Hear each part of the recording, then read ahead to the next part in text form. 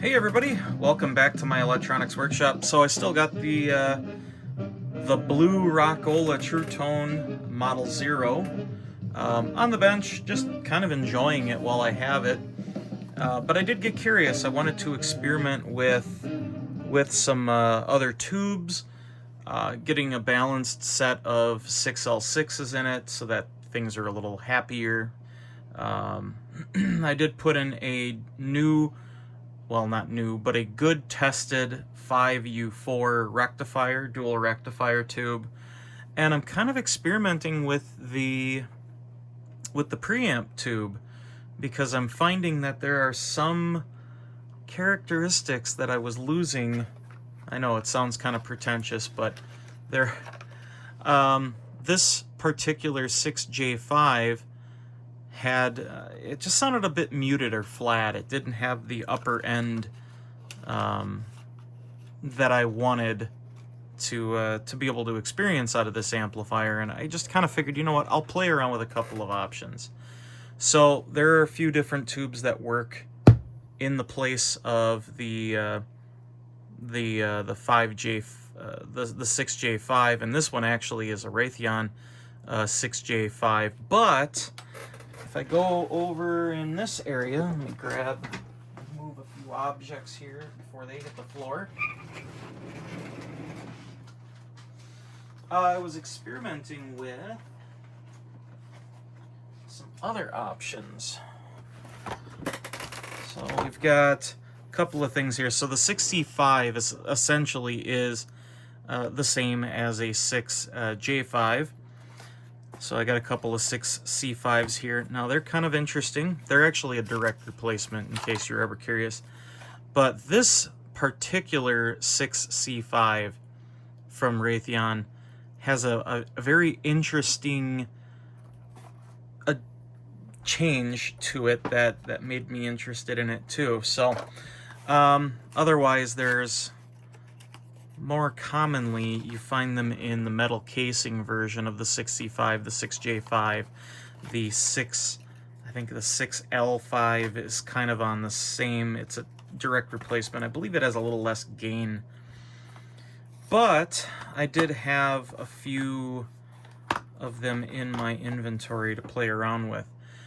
This is calling for a 6J5G. I didn't have a 6J5G available. The G is usually just kind of dictating that they put some extra thought into the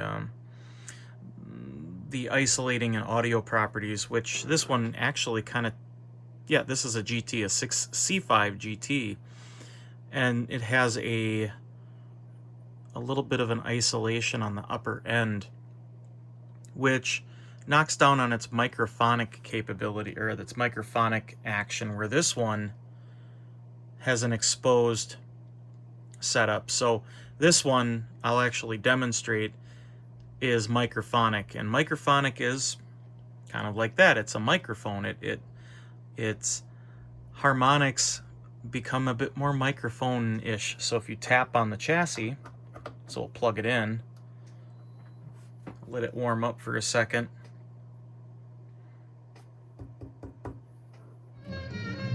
Let's go ahead and mute the music. If I bring it up to the top of the range,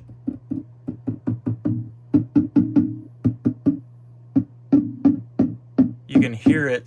It's actually kind of ringing. It's feeding back now. Interesting, right? So this tube is microphonic, which is kind of an issue that you find with those. But let's put this one in, and we'll let it warm up for a second.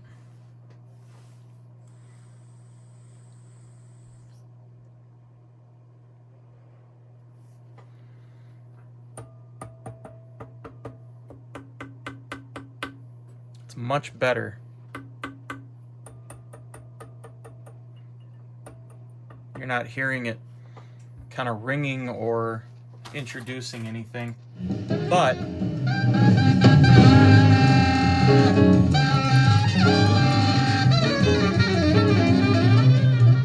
So that one actually does sound pretty good too. I'm actually kind of pleased with the tone of that one. Let's listen to the original tube. So this is the one that that the amplifier came with from the customer. So it's a GE Electronics 6J5. To my ear, it sounds a bit muted on the mids. It's not as nice on the high ends.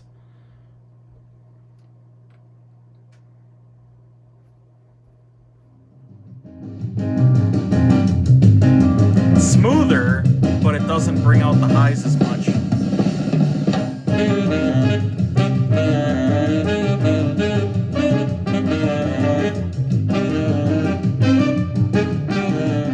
It's not bad. Actually, it has some characteristics that are interesting. Let's grab a Metal Can 6. I think this Slovenia was a bit interesting. To my ear, it had really nice characteristics as well, but it's also a metal encapsulated type tube. So we'll go ahead and pop that in and let that warm up.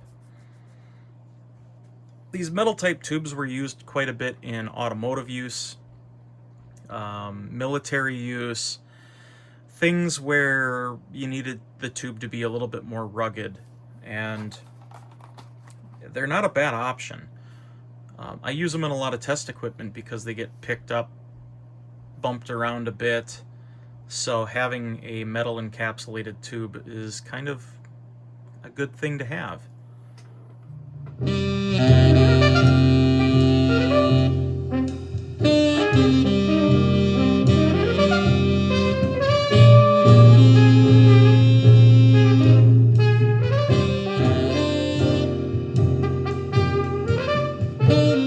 Okay, I'm not going to touch the volume at all, but I'm going to remove that tube, and I'm going to put in the one that's microphonic.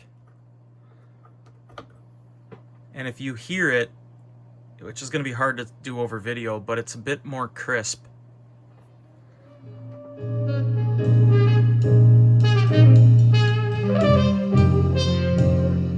The cymbals are a little more tight.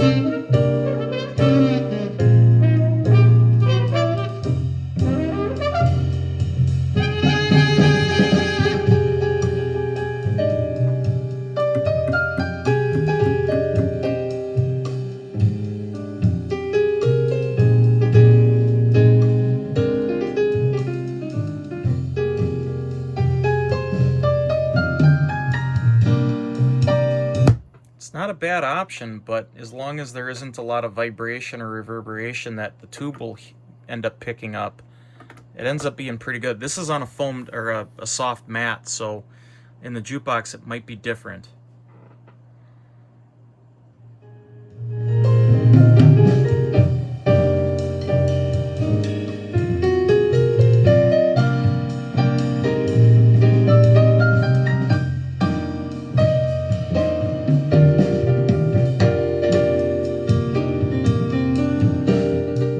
That one's got a little more gain. I think I'm gonna leave that one in, just because it sounds a nice. It's got a nice even sound to it. So anyway, so just playing out with some preamp tubes, and yes, it does sound pretentious that tubes incorporate a certain tone or change from one to another, but it's kind of true. To a certain degree, it is kind of true. Okay, so enough of that tinkering. Let's talk about what I had to do with this beautiful amplifier. Put away some stuff.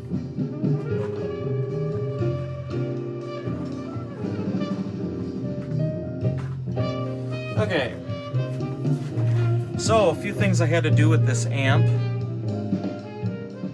to get it back up and working correctly.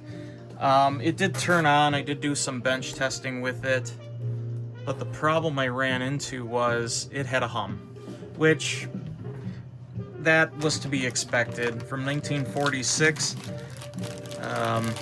you expect that the capacitors are probably long past their shelf life and were not doing their job, and in fact they can cause damage if you leave them in and try to run the amplifier. You can cook transformers, you can kill the audio transformer, you can take out vacuum tubes.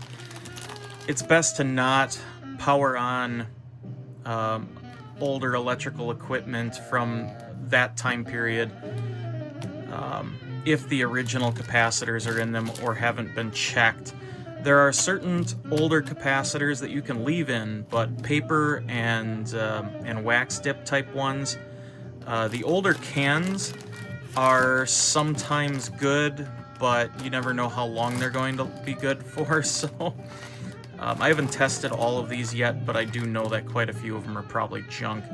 I'll do another video of just me going through and testing these. They're it's boring, to be honest with you, but we'll get those off to the side and out of the way. I'm gonna very carefully tip the amplifier up and show you all of the work I did. As you can see, the two metal cans are no longer installed. I kind of had to do that to make some room and adjustment for the modern replacements that are now inside. So here we go. Try not to break it.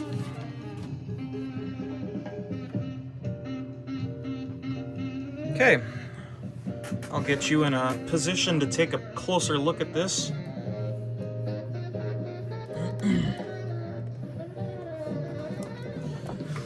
And if you're wondering who's playing, this is a band called Jazz Orgy. They are from the Wisconsin area around Appleton, Green Bay, Kaukauna. Really, really cool group. Fantastic musicians. So, okay, let's have a look. Well, let's turn on a light. So in here, I'm going to grab something non-conductive to poke with. How about a piece of wood on a toothbrush I use for cleaning? So I'm directly feeding the input side of this amplifier through this Sencor direct test lead. Volume potentiometers are here. Had to replace that cap. Had to replace this cap on the preamp tube. Tested the resistor. It was well within specs. We're good there. Replaced a couple of capacitors here and here. So those are on the 6L6s. Rebuilt the power supply section. So this is the 3-stage power supply. So it's 450 at 10 times 3, and they're wired in such a way that there's some current limiting between them, mostly for charging and soft start. I have this jumpered because the amplifier, when it goes into the jukebox, this is kind of the remote power on portion of that, and this also is their speaker output, which it also provides power to the electromagnet on some of the speakers. There's a relay here for turning on and off. It's a soft start functionality to allow things to kind of build up before it starts sending a lot of current, and it's just a nice to keep that bump sound from happening as you're powering this on and off. Did put a new resistor on here. Put a new resistor here. This is a 1K 25 watt. Originally what was in here wasn't original either. It was a variable wire wound that somebody had just bodged in, and it was really not good. So putting a new sandbar type resistor in, and that's going into the transformer. Well, I should say the inductor, and then there's the pre-DC filter here, so this is right after the rectifier, and then that goes down into the rectifier, and the rectifier comes off into the transformer, the secondary side of the transformer. There's elevated voltage underneath here, so that's why I'm using a piece of wood that's non-conductive to poke around, and I feel comfortable doing that. But don't, by any means, don't do this at home. There's enough voltage in here that can either severely hurt you, making for a bad day. So that's your warning. Just don't do that. I did have to put in some new filter caps for the treble side as well as the low side. I thought the low side didn't have enough filtering or enough adjustment, and I didn't do the calculation to see exactly what this combination would yield for bass cutting, but it seems like it's kind of the way that it's set up from Rock-Ola is it's kind of, it's not, it gets a lot of that rumble out versus pulling bass away too much.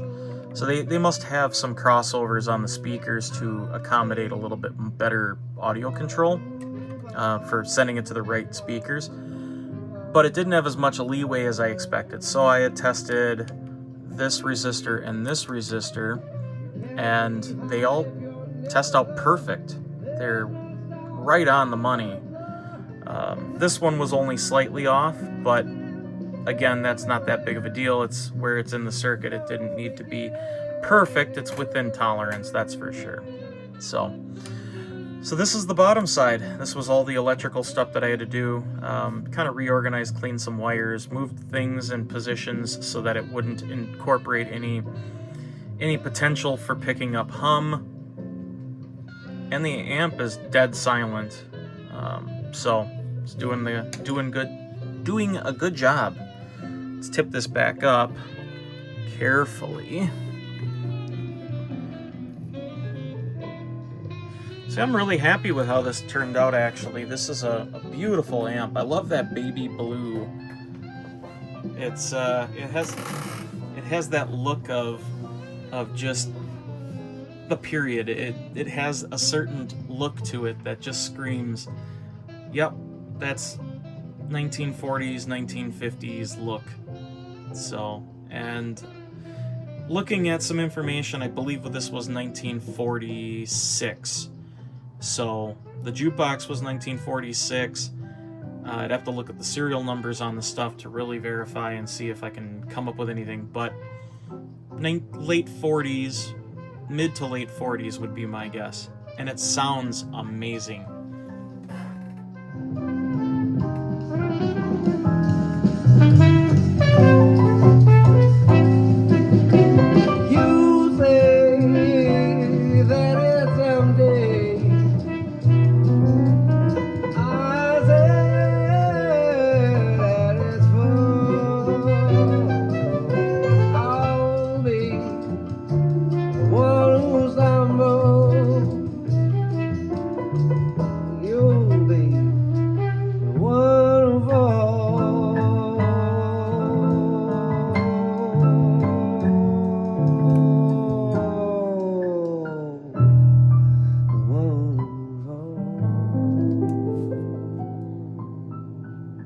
And the treble and bass does work.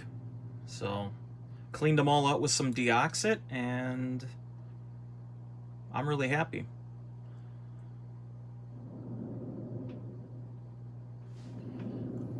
Let's jump ahead in this track a tiny bit. So you can hear the treble when it starts picking up here.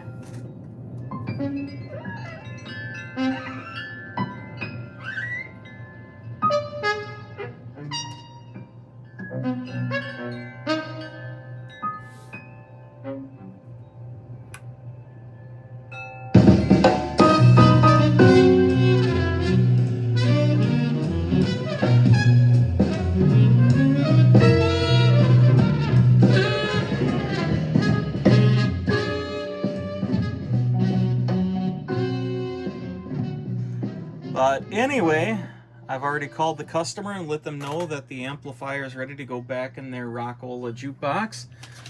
Just for reference, it was a Rock-Ola 1422. So a really cool thing. I think they nicknamed it the Princess.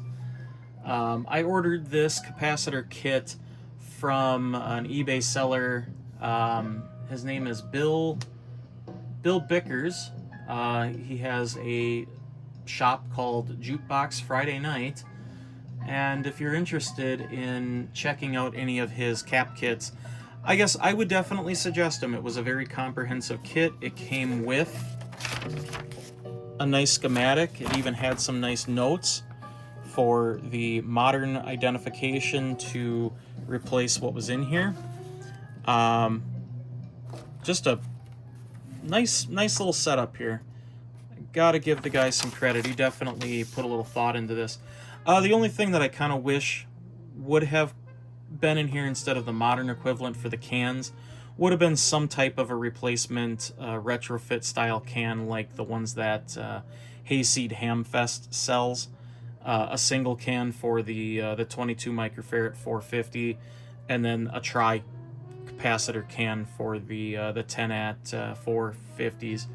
The 450s, I almost kind of would have liked them to have been brought up to maybe about a 500 volt, somewhere in that range, because I do see that they are a little close on 120 to 122 volts of wall line power. So just kind of a little thing that I would recommend if anybody's doing this in the future, if you want to retain the look, to have the cans look like they should. Otherwise, alternatively, you can do what a lot of people do, is just leave the old cans in.